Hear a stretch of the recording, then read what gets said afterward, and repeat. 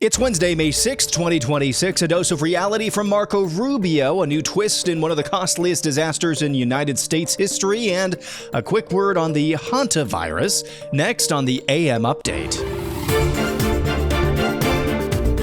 At the Pentagon on Tuesday morning, Central Command provided an update. General Dan Kane says the United States struck a handful of more fast attack vehicles. A Danish Maersk shipping vessel actually made it through the Strait of Hormuz with help from the U.S. Navy. And Secretary of War Pete Hegseth says the ceasefire is still there and reminds Iran. What we're demonstrating with Project Freedom is they don't control the strait. I mean, we know Iran is embarrassed by the fact that our blockade is holding and we can run ships through, and we're going to help the world run ships through. And if they hold it at issue, the whole world knows who's doing it. It's not us. We're willing to open it up. It's Iran, and that creates a dilemma for them. We hope they make a deal. Secretary of War Pete Hegseth at the Pentagon yesterday morning. At the White House, Secretary of State Marco Rubio says, hey, we need to have a dose of reality here. If there was a different nation, a different power in charge, or at least trying to assert their authority over the Strait of Hormuz, we'd be up the creek. Everybody needs to think about it this way. If Iran had a nuclear weapon and they decided to close the straits and make our gas prices like $9 a gallon or $8 a gallon, we wouldn't be able to do anything about it because they have a nuclear weapon. And a nuclear-armed Iran could do whatever the hell they want with the straits, and there's nothing anyone would be able to do about it. And that's one of the many reasons, apart from like the massive loss of life in a nuclear strike, why Iran can never have a nuclear weapon. I mean, so this is an example of if they had a nuclear weapon, they closed the straits and they would tell the world, what are you going to do about it? We have a nuclear weapon. We can attack you with it. That's the world none of us want to leave behind. It won't happen under this president's watch, but some future president and future, and the future Americans will have to deal with this. So it's just one more example of why these guys can never be allowed to have a nuclear weapon. Secretary of State Marco Rubio, will hear more from him and those remarks later on. But first, Vice President J.D. Vance toured Iowa yesterday at a manufacturing facility in Des Moines, had this to say. When the President of the United States asked the entire Congress to stand for the simple principle that the people's government ought fight for the American people first, what did we see? We saw every single congressional Democrat sit on their hands. They didn't care about you. They didn't care about the people of this district. They didn't care about the farmers or the factory workers or the people who actually make this country run. Because now we have in Washington, D.C., a Democrat Party that is so focused on illegal immigration, that is so focused on people who don't have the legal right to be here, that is so focused on fraud because so many of their friends get rich from fraud that they forgot to look after you. And whatever your political views, whether you're a sensible Republican, independent, or even a sensible Democrat, because I know we got a lot of those in Iowa, not in Washington, D.C., I think that you deserve to have a president of the United States and a congressman like Zach Nunn who fights for you every single day. Vice President J.D. Vance on the campaign trail in Iowa, on paper for Zach Nunn, and just making his presence felt in the First in the Nation caucus state. I'm sure that has nothing to do with it as well. There are some more comments from Vice President Vance, along with Secretary of State Marco Rubio, that I want to feature later on in Air Analysis, because it's kind of keeping first things first things. But first things for CNN, of course, is anytime there is drama or panic to be had, to be drawn out, they're usually one of the first in line. Well, that's the same way I don't mean to pick on CNN in particular. That's the rest of legacy media. But there is something I think worth saying about this. This is a story from CNN. 3 people aboard the cruise ship hit by the hantavirus outbreak. Have you heard about this? Will be evacuated in the coming hours. Medical personnel from the country who boarded the ship have assessed that all 3 are clinically stable. Cape Verde authorities said 2 air ambulances would help with the evacuations, one of which is already in the country. The news comes as the World Health Organization said some human-to-human transmission may have occurred among people on board the ship. 3 people have died and several others have fallen ill. Dr. Marie Van Kerkhove, WHO's Director for Epidemic and Pandemic Preparedness and Prevention, told reporters, quote, what we do know is that some of the cases had very close contact with each other, and certainly human-to-human transmission can't be ruled out. So as a precaution, this is what we are assuming. Health authorities have emphasized that the outbreak does not pose a wider public health risk. Saw a lot of people already starting to get a little bit panicky about this. I'm not going to pretend to be the expert about this. I just think there's a couple of things. If this does turn into something a little bit bigger, I just want to go on the record right now. Panic never, ever, ever, ever, ever does anybody any good. Like ever. Like ever, ever. Panic. And I'm talking about pure panic never does any good. Okay. I believe I serve a God of order. Panic is a hallmark of chaos. And God is good. So I think maybe we should emulate that quality and that character of God more than panic, which is, a character of something else, somewhere else. So that's the number one thing in this order. Number two, I've seen varying reports about this hantavirus. I've known what hantavirus is before I even knew what a COVID was, and it's a scary disease. Reports are varying whether or not this was human-to-human transmission. WHO, as always, terrible with the optics, terrible with the public relations. It may have been human-to-human transmission. I don't know. There might have been a new bubonic plague. Who knows? Just as a precaution, that's what they're messaging to the entire world, not realizing what a panic that could cause. Nevertheless, if this is some sort of new mutation of hantavirus, if that's even possible, this would be one. And I'm saying this because in the aftermath of COVID, I think a lot of people, if they heard news of some pandemic somewhere, parts unknown, they would immediately dismiss it out of hand. If this is something new, some new mutation that easily transmits and is just as powerful as the regular hantavirus, which is usually spread by fecal matter of infected rats or mice, if this is human-to-human transmission, probably, and it's just as strong, probably should take this a little more seriously if you're kind of my persuasion than COVID, which was, I've always maintained, a glorified cold or flu, depending on how you got it or how bad you got it. So just want to put that out there. Just want to go on the record. We're probably going to forget this story even happened by this time next week. In Los Angeles, the man accused of starting the Palisades Fire, one of the costliest disasters in U.S. history, was motivated by resentment for the rich and viewed Luigi Mangione, the suspect in the killing of United Healthcare's chief executive. Well, this guy viewed him as a Robin Hood-like figure. That's according to court documents detailing evidence gathered by federal prosecutors. In a court brief filed last week, authorities say a forensic review of his computer showed Jonathan Rinderknecht searched Free Luigi and Reddit Let's Kill All Billionaires in December of 2024. Rinderknecht, 30 years old, is accused of starting the Laken Fire in Pacific Palisades on January 1st, 2025. Smoldered underground for a week before exploding into the deadly Palisades Fire. So that's a story, probably not getting very much play, or at least not enough play. The man who authorities say is behind one of the most costly disasters in American history, was motivated by resentment of the rich and viewed an assassin, alleged literal assassin, as a Robin Hood, some sort of heroic-like figure. Leftism and any sort of ideology that's godless will inevitably lead to this point, where if you don't burn yourself down, if it doesn't take you down, invariably you'll want to take as many people as possible down with you. And that's what this 30-year-old young man, kind of relatively young man, that seems like what he was trying to do is burn down the world with him.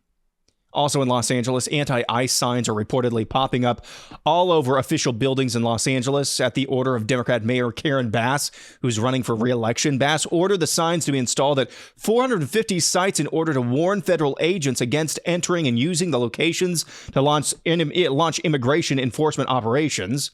Bass said in a statement to KTTV in Los Angeles, "We will not stand by while federal agents use our neighborhoods as staging grounds for fear and intimidation." Bill Asaley, the first assistant United States attorney for the Central District of California, derided the signs and the order from Bass, saying, quote, "I just think the whole thing is silly. The signs have no legal weight, force, or effect on anything the federal government does. Federal agents will go anywhere they need to go to enforce federal law, including city property." Karen Bass and Los Angeles paid what I saw, I believe, $250,000 to $350,000 to put up those anti-ICE signs. ICE, you can't come here. You can't step on here. Yeah, United States federal government, Bill O'Saley, saying, yes, we will. Yes, we will. Let's go to Chicago real quick, where Alderman William Hall is really mad at Walgreens. Walgreens should be charged with first-degree corporate abandonment. Yes. It should be a crime the way they're treating our elders. Yes. It should be a crime the way they're treating our families. William Hall, alderman for Chicago, very mad at Walgreens. Very mad that Walgreens is moving out of certain areas of Chicago. So why is Walgreens moving out? Alderman Hall explains. Is it true that folks are stealing? They're stealing everywhere. Because when you cut jobs in people's communities and folks want to figure out how do I provide for my kids or if I can go to a store and steal a loaf of bread. Is stealing right? No. But what's wrong is first-degree corporate abandonment. So he admits that theft is a major issue, and that's why Walgreens is moving out. But he says Walgreens should be charged with a crime. Did you hear that little rhetorical device at the end that he used there? I don't know if that was intentional or not. Very clever. Very bad, but very clever. Is stealing right? No. But what's wrong is what Walgreens is doing. As if these are two things in opposition to each other. I mean, is stealing right? No. But what's wrong, what he's saying is what's really wrong is Walgreens actually moving out and protecting their own property. Just ridiculous. You know, a lot of this problem in places like Chicago is fatherlessness. And God's design for our world and the order that I was talking about earlier is that fathers would be responsible for their families. And fatherlessness in many of the areas where Walgreens is moving out of is a major issue. So you have people who are brought up, really not raised at all, have no inclination, no idea what morality, what the way you should act is in public, much less any specific things like thou shalt not steal. They have no frame of reference, no discipline whatsoever. Because there's no fathers. I would prefer that there were not a fatherless epidemic, but until the time as that's rectified, the government then has to come in and rectify it themselves and make examples out of people and put thieves in jail for a long time. And the reason why you still have this problem, the reason why the Walgreens move out of Chicago and places like Chicago is because the government ultimately, when fathers aren't doing their job, yes, that would be the first fix. But ultimately, if the fathers won't do their job, the government is going to have to clean up the mess. And they're not doing that in places like Chicago. When we come back, we are going to talk about something that should not be controversial whatsoever, a good news story. Also, a couple of quick notes, both from Secretary of State Marco Rubio and more from Vice President J.D. Vance. That's coming up next.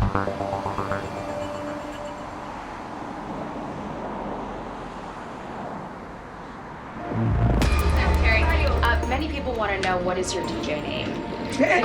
My DJ name? Your DJ name. You're not ready for my DJ name. Secretary of State Marco Rubio being asked what his DJ name is. There was a video that went viral over the weekend. Rubio was apparently DJing, in part, at a family wedding, I believe, in Florida. He was queuing up some Calvin Harris song, and it, to me, looked very staged. I like Marco Rubio, but it looked very staged. He was there with the turntable, and he was raising his hand, and he had the headphones up to his head. So he was asked by a reporter, "Hey, what's your DJ name?" "You're not ready to hear my DJ name," he says. That reminds me, one time in college, before I went to some sort of conference, I was told it was a good idea to maybe get some cards, like some business cards to pass out for networking. And so I went online. I saw what looked like really cool business cards. It was kind of DJ, but it had the audio, producer, radio vibe to it. But it was like a DJ template or something like that. So I ordered them. I put my information on the front, had them printed up, got the cards in the mail, got these business cards in the mail. I looked at the front of the card. Oh, it looks beautiful. It had those nice popping bars, those the audio meters on the front. It had my information. Then I turned it around, and on the back, it read DJ name. I didn't know there was a back part of the template. And so from then on, I was Aaron McIntire / DJ name. Yeah, I know. You're supposed to be entertained by that story. Come on now. Let's go to this. President Trump announced Tuesday he wants to put competition back at the forefront for American youth. To prove this, Trump is reviving a nearly 70-year-old policy that was phased out by President Barack Obama in his second term. Commander-in-Chief brought a number of high-profile athletes, cabinet members, and children into the Oval Office to sign a memorandum to bring competition back to kids all across the United States as part of an executive order signed last July that reinstated the presidential fitness test. Trump announced at the White House he would bring back the National Physical Fitness Award, as well as the Presidential Fitness Award. According to Harvard Health, Dwight Eisenhower initiated the Presidential Physical Fitness Test in 1956 and included a 1-mile run, pull-ups or push-ups, sit-ups, a shuttle run, and a sit-and-reach exercise for flexibility. What could possibly be controversial about that? And why do I always get the inclination, the feeling, when I read and see stories like this, that by the end of the week, if not already, there are going to be leftist panels on like MS Now and other places from legacy media just absolutely losing their mind over measures like this? Bringing competition back to school children, feats of physical strength. What could be wrong about instilling that in the nation's kids?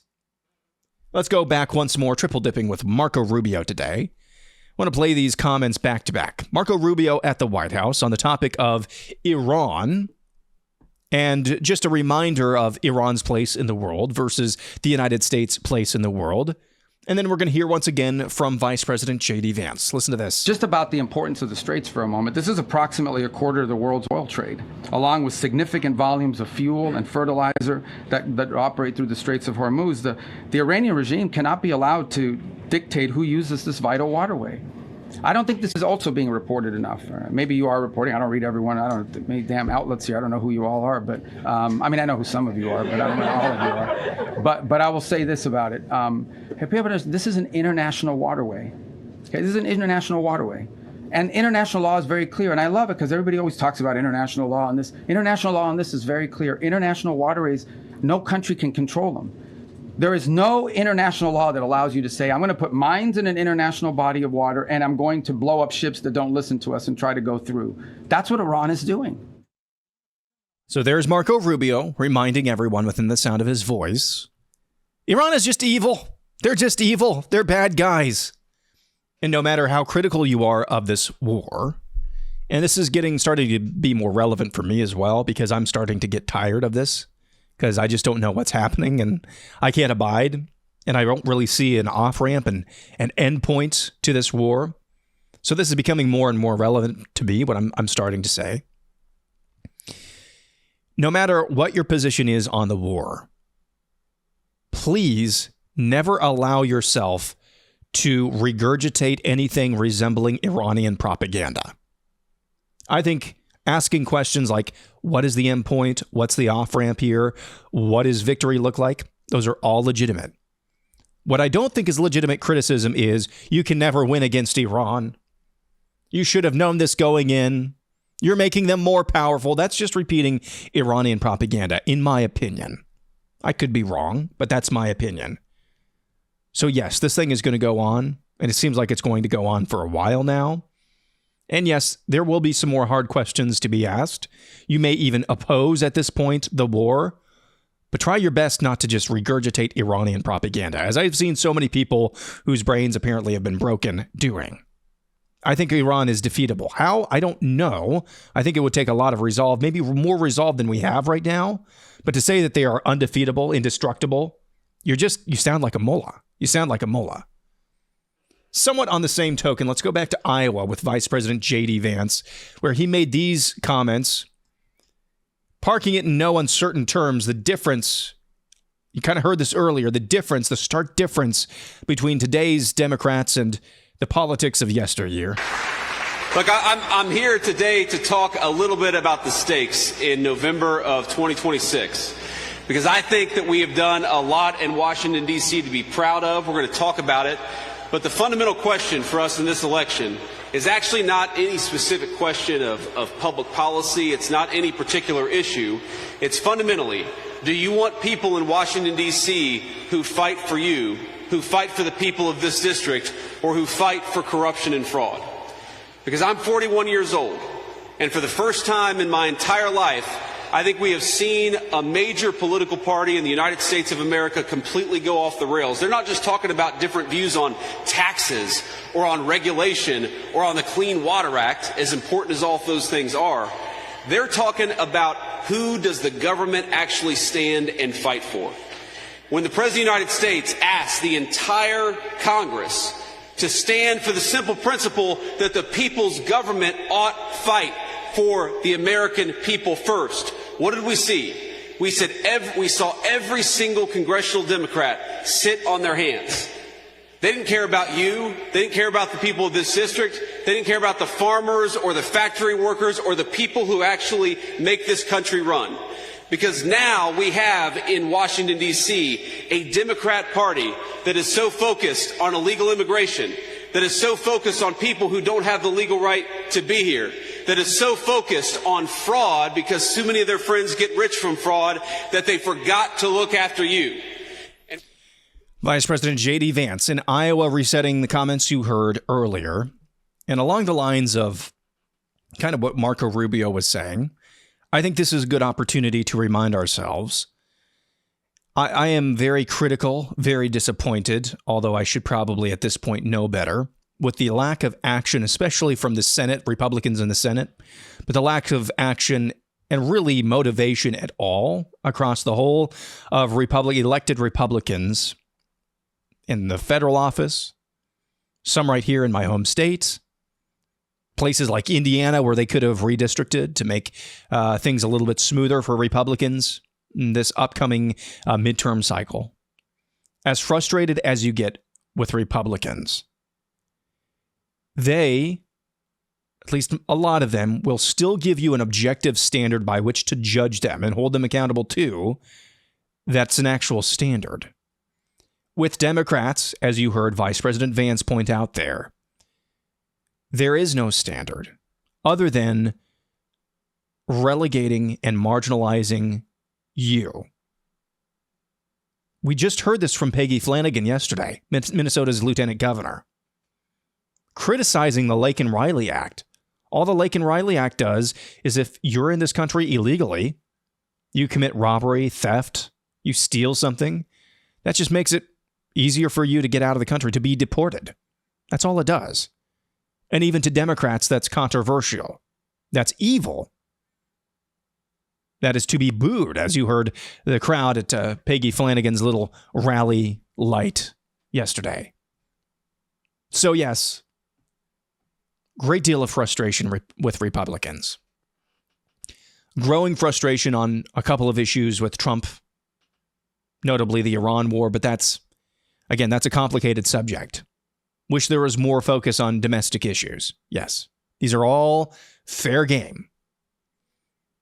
But you have to remember, we're imperfect people voting for other imperfect people in a very imperfect world.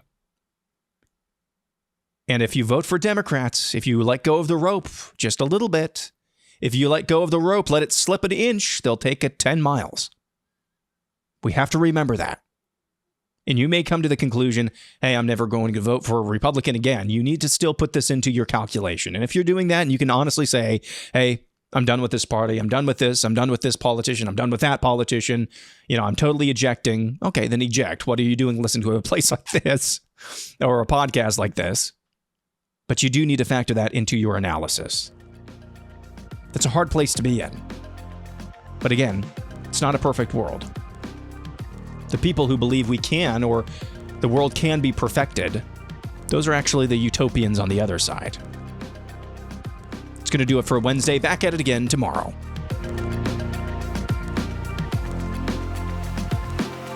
I'm Aaron McIntire, and this is the AM Update.